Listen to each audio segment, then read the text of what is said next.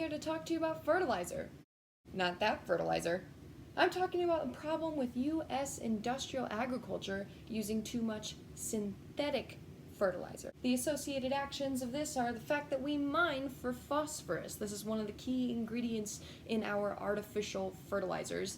And the effects from this are, first of all, deforestation from mining for the phosphorus, and second of all, a little process called eutrophication.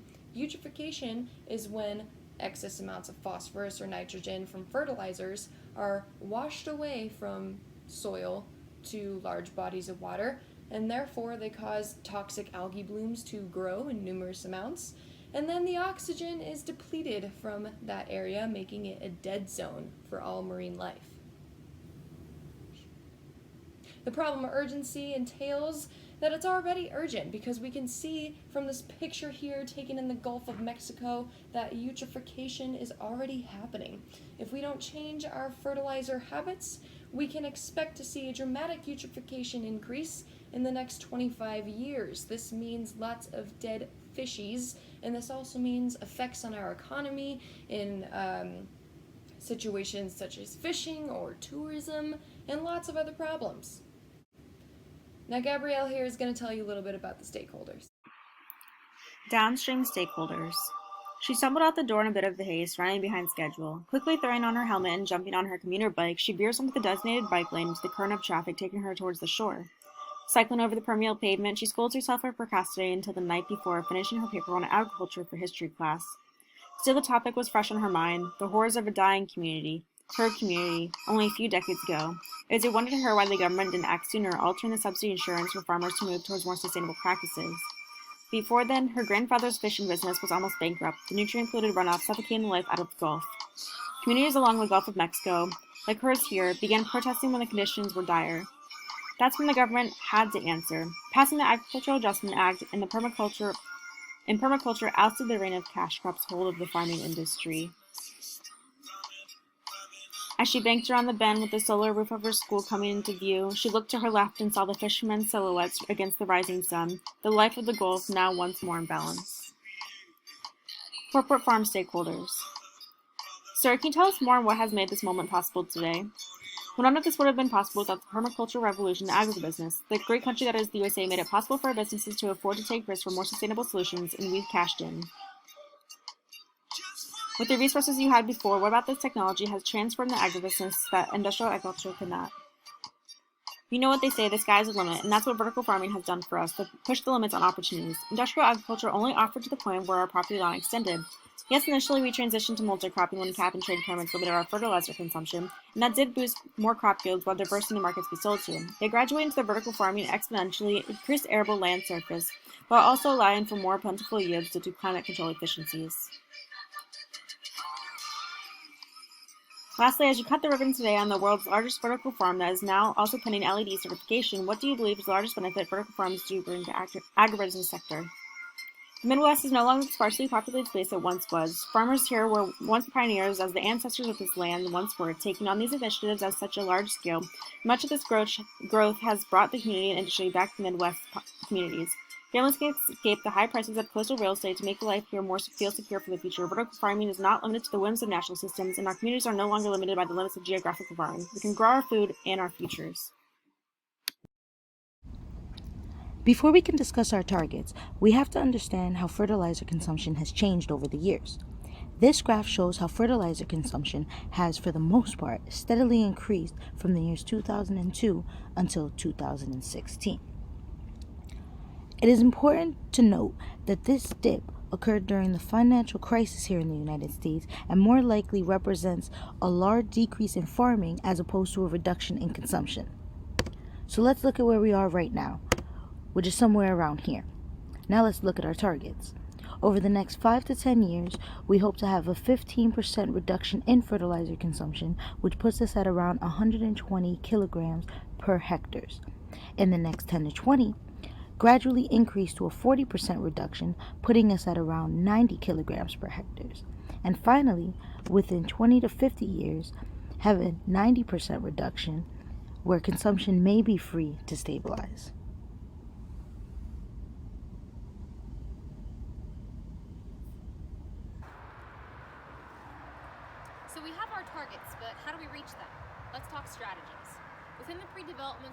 grassroots movements work within communities to educate and create more responsible consumers who not only demand more sustainable products, but pressure local governments and even run for office to promote social responsibility. Through boycotting unsustainable products and providing increased profits to sustainable farmers who don't use fertilizers, power is given to responsible corporations, which leads to policy change. With the social movement in full swing, we enter the takeoff acceleration stage. With new, more responsible people and corporations gaining power, new policies have the potential to be implemented. Ideally, with a society full of increasingly conscious consumers and a body of government composed of increasingly like-minded people, a bill could be passed, which would require that a 90% reduction in fertilizer usage be seen by 20 to 50 years from the day of implementation. This would be a gradual transition, which might begin with the adoption of a legal cap being set yearly, and this cap will be reduced each year until the goal is achieved. Companies may sell their unused fertilizer to companies that exceeded their maximum allotted amount, incentivizing businesses to reduce usage and disincentivizing businesses to continue usage.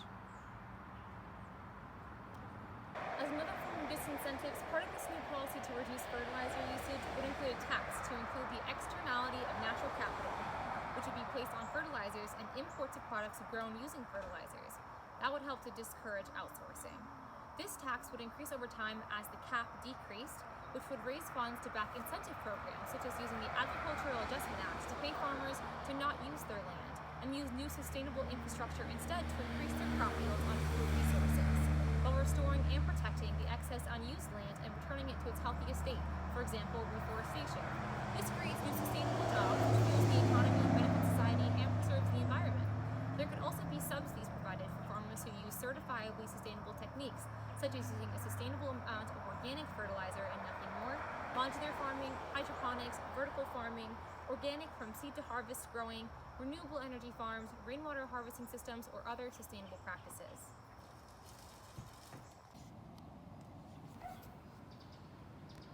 During the stabilization phase, as sustainable corporations begin to find substantial success in sustainable farming, and more sustainable entrepreneurs are given platforms in a full-cost transitioning economy, an increasing amount of green policies gain power, and training programs for farmers may begin to form organically to teach previously traditional farmers economic and ecological efficiency and sustainability in farming methods, as well as training programs to retrain current agriculturalists on ways to use new technology.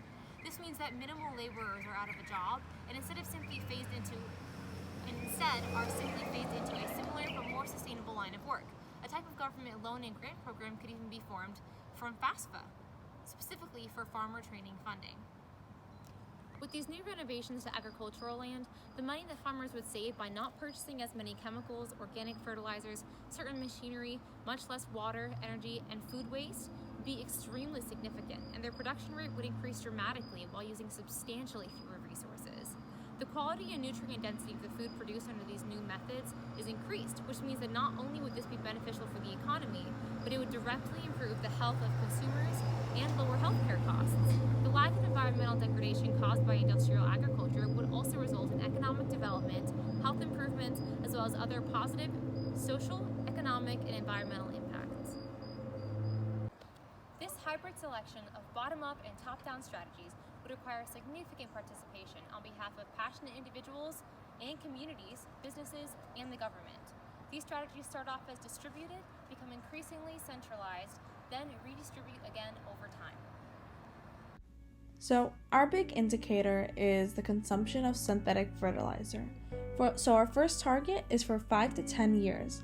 What we're looking to see at the end of the 10 years is we're hoping to see a 15% reduction in synthetic fertilizer consumption. What we'll start to see is farms starting to find alternatives to use less synthetic fertilizer while still keeping their yields and profits the same or as close as they were able to before. For the next stage, we have the 10 to 20 year target. This is called the takeoff stage. This is when we start to see consumption and production in synthetic fertilizer drop a little bit more dramatically. At this point, we're hoping that bills have been passed with disincentives for using and producing synthetic fertilizer. What we also hope to start seeing is less eutrophication.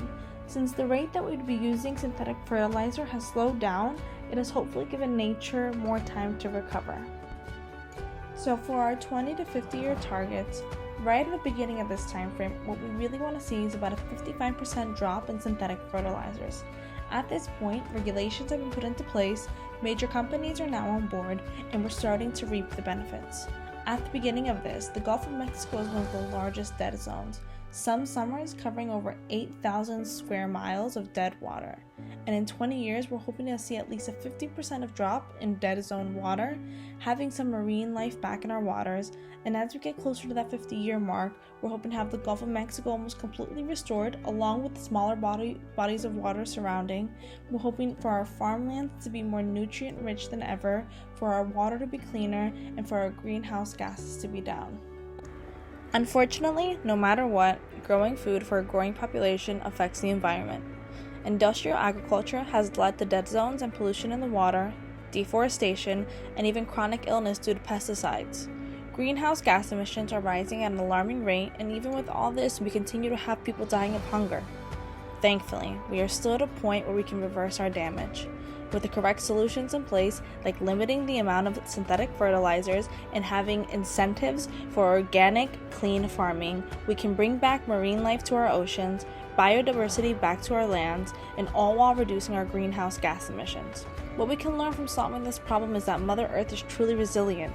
We can learn that there is still much hope, and we can see that we have not run out of viable solution, resources, or people with the drive to make the Earth a better place to live.